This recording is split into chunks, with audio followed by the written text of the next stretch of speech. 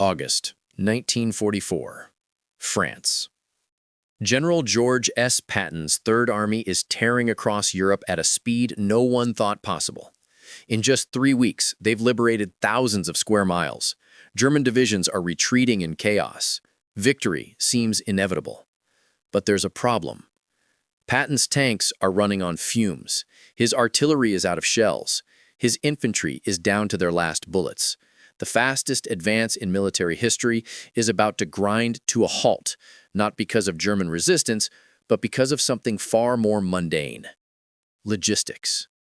And that's when 6,000 men, most of them black soldiers in a segregated army, volunteered for the most dangerous supply run in history. Driving day and night, no sleep, no rest, no margin for error. They called it the Red Ball Express. And for 83 days, these men drove through hell to keep the Allied war machine moving. Without them, D-Day would have failed. Without them, Hitler might have survived. This is their story. To understand the Red Ball Express, you have to understand just how insane the Allied breakout from Normandy really was. On June 6, 1944, over 150,000 Allied soldiers stormed the beaches of Nazi-occupied France. It was the largest amphibious invasion in history. But D-Day wasn't the end. It was just the beginning. For weeks, the Allies were stuck in Normandy's hedgerow country. Every field was a fortress, every road a kill zone. The Germans fought for every inch. Progress was measured in yards, not miles. But then, in late July, everything changed. Operation Cobra, the Allied breakout offensive, smashed through German lines. And suddenly, Patton's Third Army was unleashed. They roared east at speeds that stunned even their own commanders. Some units were advancing 30, 40, even 50 miles per day. The problem? The plan had been to advance slowly, to capture ports along the French coast, to build supply depots, to let the logistics catch up. But Patton wasn't interested in plans. He was interested in winning. And so, by mid-August 1944, the Allied armies had created a supply crisis of biblical proportions. The only major port the Allies controlled, Cherbourg, was 400 miles behind the front lines. Worse, the Germans had sabotaged it so thoroughly it would take months to repair. The railways? Bombed to rubble by Allied air forces during the pre-invasion campaign. That left only one option: trucks. Thousands of them. The workhorse of this operation was the GMC CCKW, better known as the Jimmy, a 2.5-ton cargo truck. Reliable, rugged, simple enough that a soldier with basic training could drive one. And the Allies had tens of thousands of them. But they needed drivers, and not just any drivers.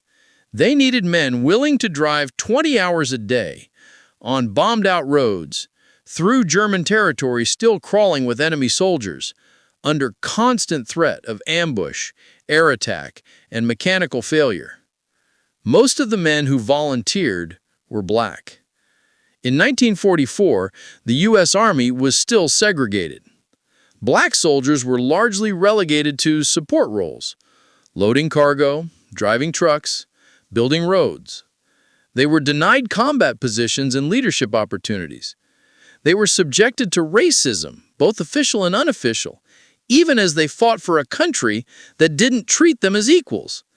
But when the call came for the Red Ball Express, they answered.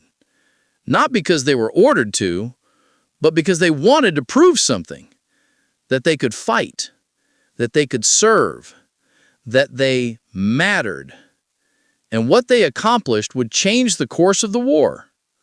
August 25, 1944. The Red Ball Express officially begins.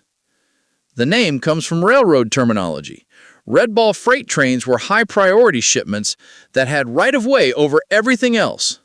In this case, the Red Ball highways were one-way truck routes reserved exclusively for supply convoys. Nothing else could use them. Not infantry, not ambulances, not even generals. The rules were simple. You drive, you deliver, you turn around, you drive back, you reload, you do it again, and again, and again. The convoys ran 24 hours a day, 7 days a week. Each truck carried 5 tons of cargo: fuel, ammunition, rations, medical supplies, spare parts, whatever the front needed to keep fighting. The drivers worked in shifts that would be illegal by any modern standard. 20 hours on, 4 hours off, sometimes more. Sleep deprivation was universal. Soldiers would prop their eyes open with matchsticks. Some tied themselves to the steering wheel so they wouldn't fall out if they passed out. The roads themselves were a nightmare. France's infrastructure had been pounded by years of bombing. Bridges were destroyed, craters filled the highways. In some places, the road was just a muddy track through a field. Convoys kicked up clouds of dust so thick that drivers couldn't see the truck in front of them. They learned to follow the taillights and pray. And then there were the Germans. Even after the breakout, pockets of enemy soldiers remained scattered across France. Ambushes were common. A truck would round a corner and suddenly find itself under machine gun fire. Some convoys were attacked by German aircraft, Luftwaffe fighters, strafing the roads, setting fuel trucks ablaze. But the biggest killer wasn't the enemy. It was exhaustion. Drivers fell asleep at the wheel. Trucks careened off roads. Some crashed into each other. Others rolled into ditches or off cliffs. Mechanical failures were constant. Blown tires, seized engines, snapped axles. And when a truck broke down, there was no time to fix it. You pushed it off the road and kept moving. The statistics are staggering. Over the 83 days the Red Ball Express operated, the convoys delivered 412,000 tons of supplies. That's enough ammunition to fire every artillery show used in the entire Normandy campaign twice. Enough fuel to fill Patton's tanks for months. Enough food to feed 500,000 soldiers. At its peak, 6,000 trucks were on the road at any given time. They traveled a cumulative 89 million miles, enough to circle the Earth 3,500 times. And roughly 75% of the drivers were black. These men came from every corner of America. Sharecroppers from the South, factory workers from Detroit, students from Harlem. Most had never driven a truck before the war. Some had never even seen one. But they learned fast. And they didn't just drive trucks. They became mechanics, navigators, combat soldiers when necessary. They worked under conditions that would break most people. And they did it with virtually no recognition. Because in 1944 America, a black soldier's heroism was often invisible. One driver, Private First Class William F. Scott, later recalled, "We knew the white soldiers at the front were depending on us. We knew if we didn't deliver, men would die. So we drove. We didn't complain. We didn't quit. We just drove." The irony wasn't lost on them. They were fighting to defeat a regime built on racial supremacy, while serving in an army that treated them as second-class citizens. They were risking their lives for a country that wouldn't let them vote in half its states, that wouldn't let them eat in the same restaurants as white soldiers, that wouldn't even let them be buried in the same cemeteries. But still, they drove. By September 1944, the Red Ball Express was delivering 12,000 tons of supplies per day. It was the largest truck convoy operation the world had ever seen. Nothing like it had been attempted before, and nothing like it has been attempted since. The impact was immediate. Patton's tanks, which had been stalled for lack of fuel, roared back to life. His artillery resumed its bombardment of German positions. His infantry pushed forward. The entire Allied advance, which had been on the verge of collapse, surged ahead. By early September, the Allies had liberated Paris. By mid-September, they were crossing into Belgium. By October, they were on Germany's doorstep. And every mile of that advance was fueled by the Red Ball Express. But the operation came at a cost. The exact number of casualties among Red Ball Express drivers is unknown because the Army didn't bother to keep detailed records of support units. But we know that dozens of men died, some in accidents, some in ambushes, some from sheer exhaustion. We know that hundreds more were injured, that thousands suffered from chronic sleep deprivation, stress, and trauma that would haunt them for the rest of their lives. And we know that despite their sacrifice, most of these men returned home to an America that still refused to acknowledge them as equals. But in the autumn of 1944, on the roads of France, they were heroes, even if no one was willing to say it. Let's talk numbers, because the scale of the Red Ball Express is almost incomprehensible.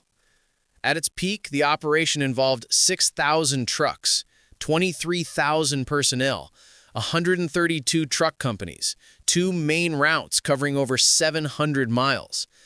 Each truck made an average round trip every 54 hours. That means loading, driving 400 miles to the front, unloading, driving 400 miles back, and reloading, all in just over 2 days. The fuel consumption alone was staggering. The Red Ball Express burned 300,000 gallons of gasoline per day just to deliver more gasoline to the front lines. It was a logistical paradox. You were spending fuel to move fuel.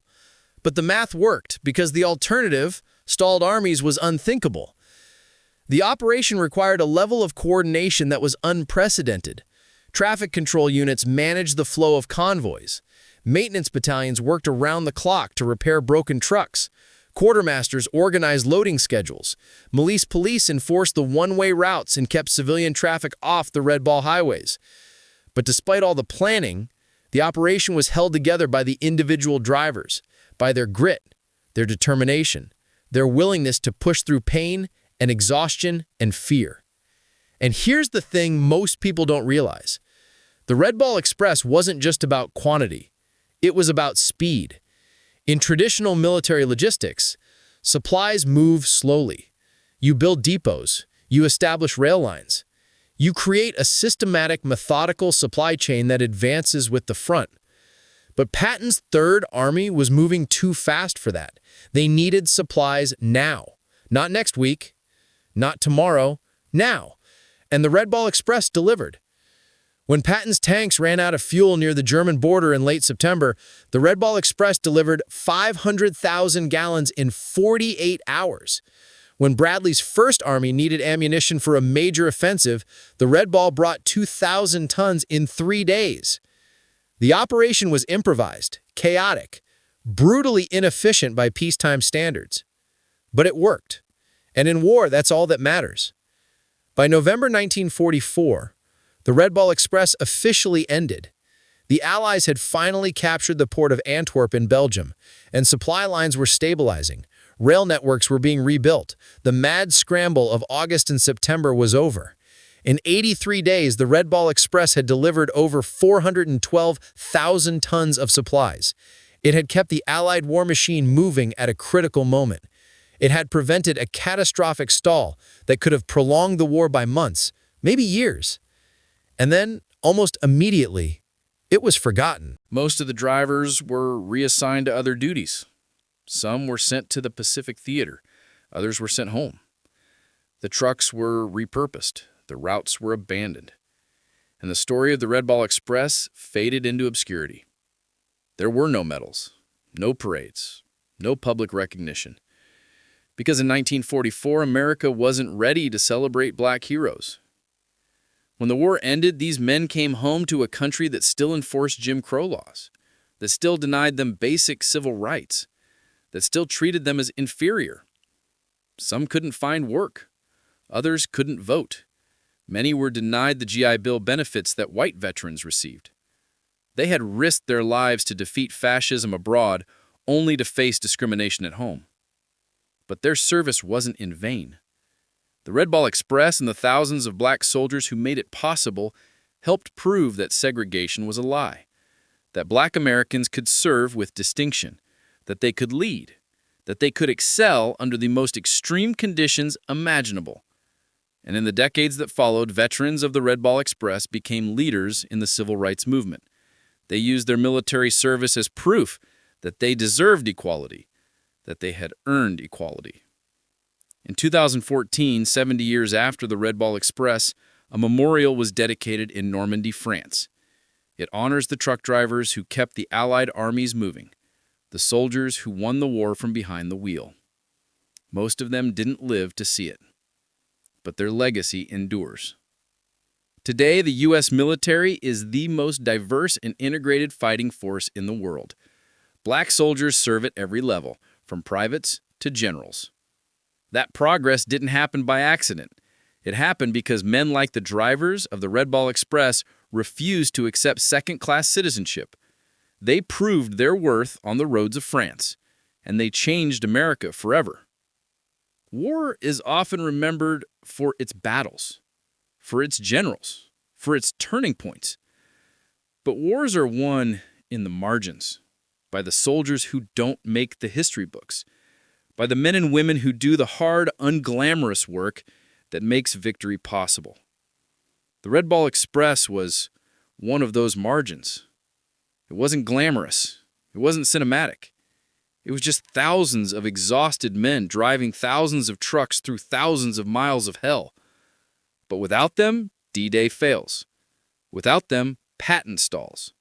Without them, the Allied advance grinds to a halt, and Hitler gets the time he needs to regroup, to fortify, to prolong the war. Without them, history changes. So the next time you hear about World War II, remember this.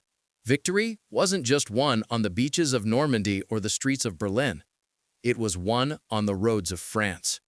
By 6,000 men in trucks, most of them black, all of them heroes. This is the story of the Red Ball Express, the supply line that beat Hitler. Subscribe for more video.